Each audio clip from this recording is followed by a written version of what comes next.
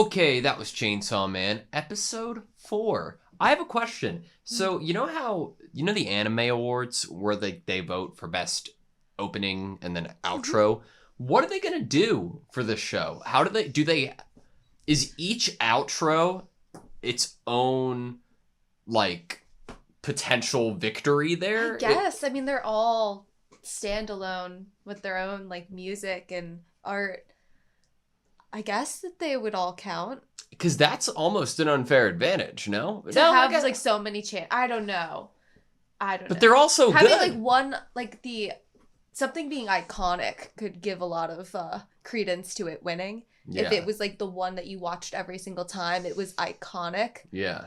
But, I mean, I love the creativity of having a different outro. Whether it's this show, Mob Psycho sometimes, Jujutsu Kaisen, you can feel when they put a little something extra into animating and creating and adapting a show, And it's always really appreciated when you feel that passion in there. I mean, it works really well when the characters themselves and the kind of plot has so much comedy to it. Yeah. And it's not just so kind of a stereotypical path for a story.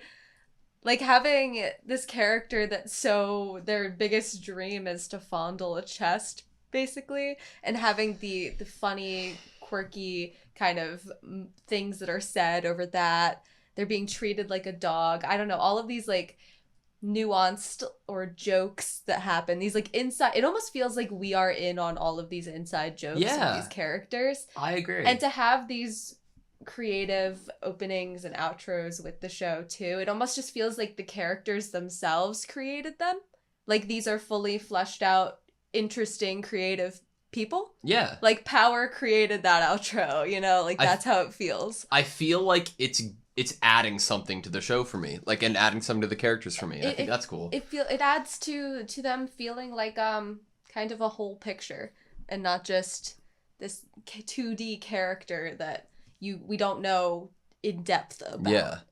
If you have watched any of our Attack on Titan reactions, you might know where I'm going with what I'm about to say. The whole last scene between Power and Denji, I'm just sitting there and I'm like, man, I don't know if we can get Anna's dad into watching this show. I was thinking the same thing. I was at first, I was well, he'd probably think some of the original stuff in the earlier episodes was funny. Yes. He has a very, very good sense of humor, my father. But the fondling chest part, I was he would not let it go. He'd be he'd probably look at you. Yeah. He'd be like, Ben, you were watching this show? And you'd be like, yeah, sorry. So I guess starting out from the beginning of the episode, I love that we got a little bit more attention on what we got last episode about Power and Meowie, and I love that Power had said only recently she understands and appreciates blood for being warm and that it feels pleasant, and I thought that was beautiful. I totally agree. I was so happy that for them to bring us back to that Power that met Meowie, because I feel like if they hadn't, it would have maybe just been one of the details of last episode. Yeah. That kind of was her past. But I think it was so beautiful to bring it back, because it's this is deep. This is true to Power's character. This is this showing to us that this fiend, this devil, can have these attachments. That Power is going to work as an example to us in the future when we encounter other devils. That can they have these connections to, now she's living with people, but also to animals that they don't want to kill. Yeah. When I was watching a little bit of it in the beginning, I'm thinking okay, so it's not just a hammer. Power can make an axe or whatever. Where does that go? Okay, obviously we saw it through Denji too, but the amount of blood for these two people directly correlates to the potential strength you have, right? So if Power can make a big hammer, Can power make a car out of blood? Can power make a plane out of blood? Okay. So, dream weapon to see power have. I imagine that anything automated, like a gun or anything like is out of question. In my mind, it'd be more like she would create something that looked like it and then just projectile her blood out of it. It wouldn't be like. But I don't know if her blood can even be used to that extent. So I feel like in the realm of asking dream weapon for power, I have to keep it like somewhat realistic based to in the science of power that we've learned. Yeah. And so like for example, I don't think power could make a chainsaw out of blood because it's moving. The moving. Yeah. Yeah. I could totally see her creating one though that doesn't move. Yeah. To be like, look, I'm the chainsaw devil too, you know? That'd be awesome. I could see her doing that for fun. Because she's such a fun character. Okay. I have two. Okay. So a scythe is basically my favorite weapon of all time. I mean, shout out Soul Eater for like originally getting me like super into that weapon choice. I love it. I love it. Love it. The big hammer really did get me with her. I loved that. Yeah. But a scythe or chains, like Kurapika, that'd like be chain awesome. user, like a blood chains. I don't know. That'd be so cool to me. It would be awesome. I think that chains is a good one. Hammer's already so great. Hammer for me. was like a top tier weapon choice already. Yeah. But I don't know. I think I could get away with saying bow and arrow. I think that she could probably do that. Hey, if we have any wandering eyes or anything, there's a really big spider on the TV a second ago. So just screen. Yeah, just heads up there. But anyways, I really wanted to talk about the beginning of this episode, and once we got into the fight with this, what was the leech? The leech. See, I thought I was going some good places with this like tapeworm I parasite thought you were that too, was yeah. inside the bat.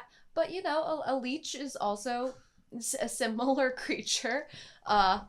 I love that it's the Bat Devil's girlfriend. Yeah, but what something happened here that I did have a question for you about. That. Real quick, I did want to say, I felt like I was going to be right in my head predicting that Aki was going to come in and save Denji at the very start of this fight. And I am so glad he didn't, because it led to my favorite action sequence that we've gotten in this entire show so far. Mm-hmm. And it's so funny that I got it out of not complete Chainsaw Man, and it looked absolutely amazing, and the animation was perfect. It was so much fun, and I could follow around. I could follow Denji around perfectly in the fight, and it was great. The animation of Denji throughout that whole even with the intestines, and kind of like you could tell he was slipping on it. Like how cool is that? The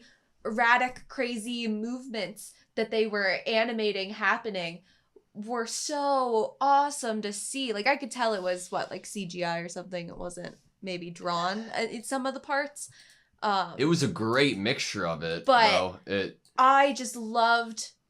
Some animation is very just kind of almost like still to still. Yeah. Sometimes, but this was like so crazy. Like he was obviously one of his eyes was like popping out too. Yeah. So it fit with this crazy movement and the intestines all wrapping together. And I'm talking with my hands a lot because that's what it was like. Well, and I adored it. It's something that MAPPA does extremely well, and they did it. I think movement in general. Didn't MAPPA do Yuri on Ice? I don't know. But what I was going to say is that one thing MAPPA does really well is how they use CG in environments, and they typically use them on like streets, mountains, whatever, whatever environment that you're fighting on. But when you're mixing that with like the 2D of all fluid character animation with the CG like floor, ground, or whatever that the character's interacting with, they do such a great job at blending those two, because it's such a difficult thing to do.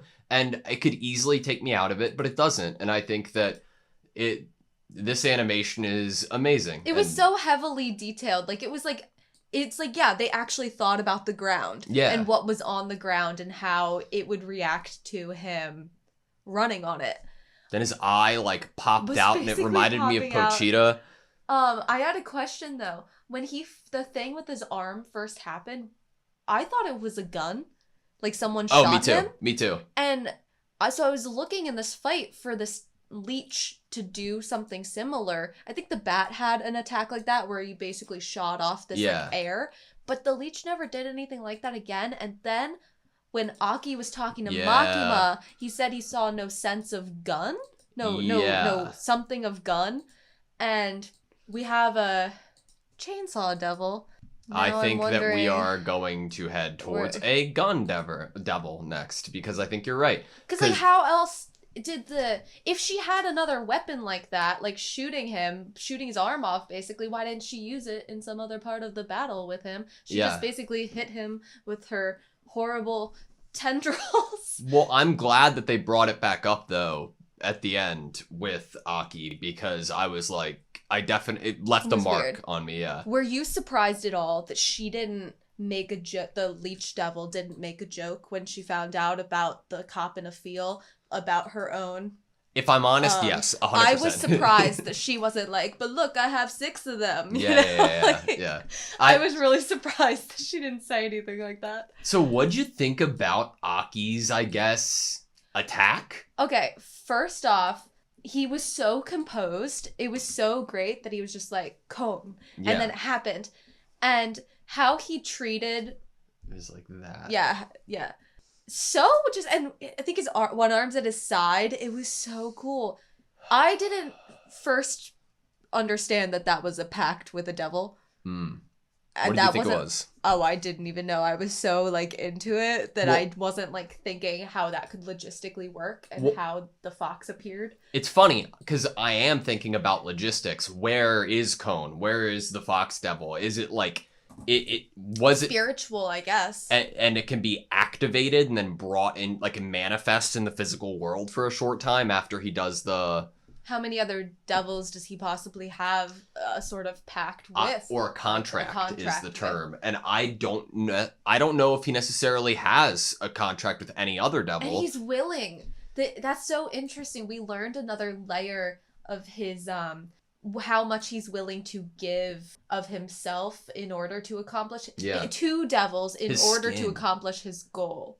I wonder if it's permanent, because it sounds like it is. And oh my God, I'm so happy about this. So we lost the arm, right? And I was like, oh, like, it does that come back? And I'm full expecting... He said a blood transfusion, is that what Yeah, but I'm full expecting, like, oh, since Denji is half devil, he can regrow his limbs. Yeah, I thought it would just regrow, but to have a more complex idea of how... Like, if he wasn't anywhere near a hospital or near public safety, and they didn't have... I think Aki even said, like, we found your arm. Yeah. If they hadn't found his arm, would he just not have had an arm ever I think again? so, and I'm really happy that that's the case, because I don't think I get that enough. I don't think... I think when you get some sort of supernatural character that can grow something out of their body...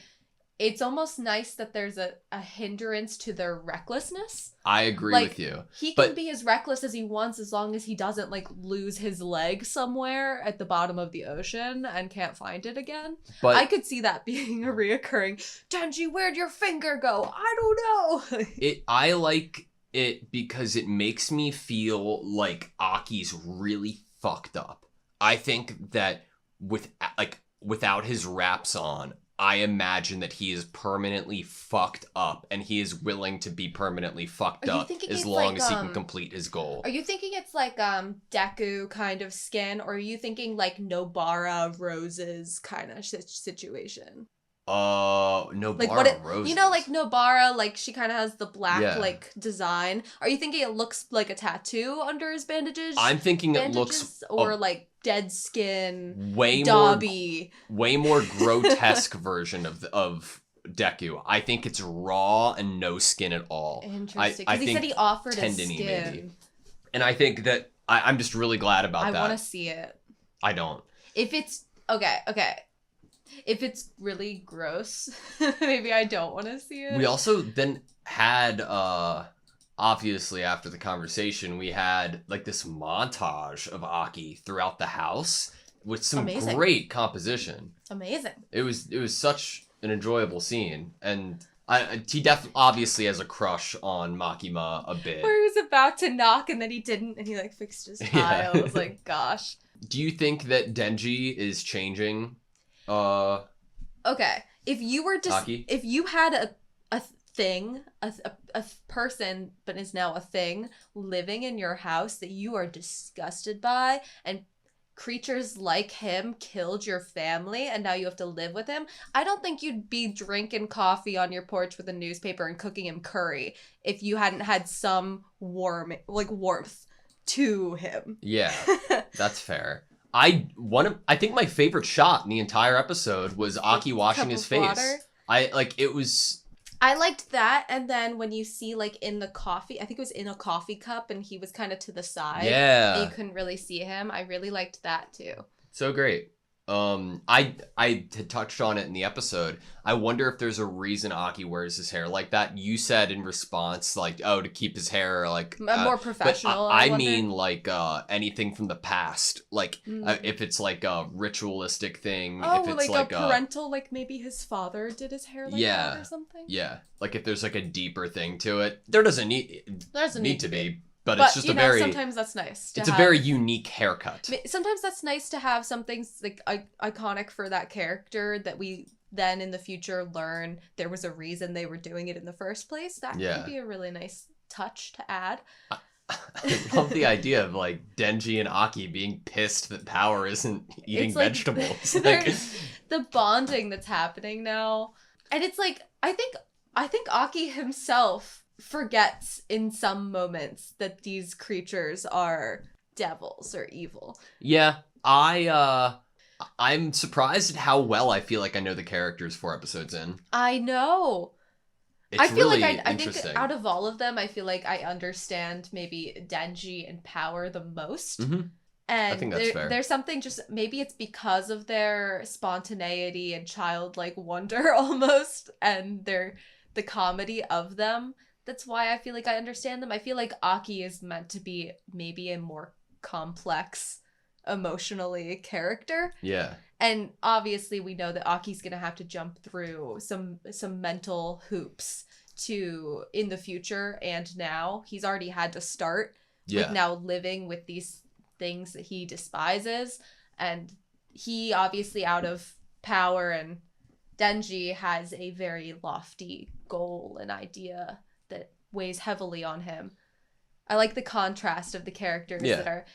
It fits with how often Denji was like, everyone thinks my goal is stupid because all of you think yours is like more important or more serious. And I think that's really just the heart of the whole thing, is that whatever's important to you is then important. Yeah. Even it's if not some arbitrary it doesn't matter scale. if it's sillier than someone else's. Yeah. There's no arbitrary ranking of whose reason or, inspiration is more important, like, honestly, better. Meowie was kidnapped. Like, that is, for me, like, top tier goal or reason to kidnap a human. I totally agree with Power's choices. Within that same way of thinking, though, I really love what this episode did for Denji for me. I think that it solidified and then added to my love for the character of Denji, because I think, it's very silly, but to be very steadfast and like confident and in your own goal, even if others deem it silly, is really cool. As well as like he was fighting his ass off with nothing, basically just the chainsaw, like little bit of like the Pochita chainsaw out of his face. It was so fun to watch. I was like, I can get behind rooting for this character. Like, it's protagonist syndrome to be, I'm gonna keep fighting even when I'm injured. But 4 episodes in, to see it without any like sweeping score or flashbacks of family, just to be like, fuck, shit, I don't have a lot of power left. Guess I don't have a lot of blood, but I really want this. Some people think it's stupid, but I really want it, so I'm just gonna keep going. I was like, this is sweet. Like, I'm I'm really enjoying watching Denji as a character. And his resolve there, his confidence, his ability to take down or almost take down the Leech Devil, but definitely take down the Bat Devil. I think him being able to accomplish that is one of the main reasons for this possible warmth that we're seeing from Aki. Because Aki says as long as he could make use of them, then he's okay with having some form of an arrangement. Yeah. And I think he saw Denji as useful here. I agree. Last thing I have really that I wrote down was like, it goes hand in hand with what you were saying about Denji's fight and how he was running and like kind of sliding over these organs. I don't think it was just that. I wanted to also pull attention towards, I thought Denji was very obviously injured in a lot of scenes, and the way that they animated him running, he looked hurt. Like he looked like he was like limping and stuff while he was running. I think I said it was like erratic. Like it was like crazy movements. It was great. I loved it. Awesome episode. It was a really awesome episode. Was not what I was expecting. I was expecting Meowie in power. Aki immediately shows up to the ruin of the Bat Devil. Not a girlfriend. I was not expecting that. So great. Okay. All right, you good? Yep. Thank you guys so much for watching this video. Please like, comment, and subscribe, and we hope to see you next time.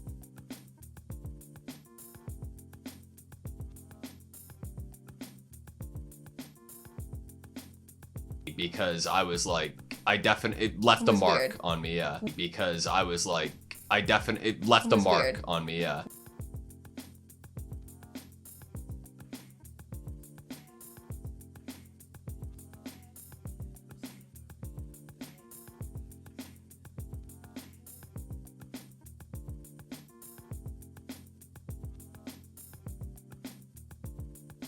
It left a mark on me, yeah.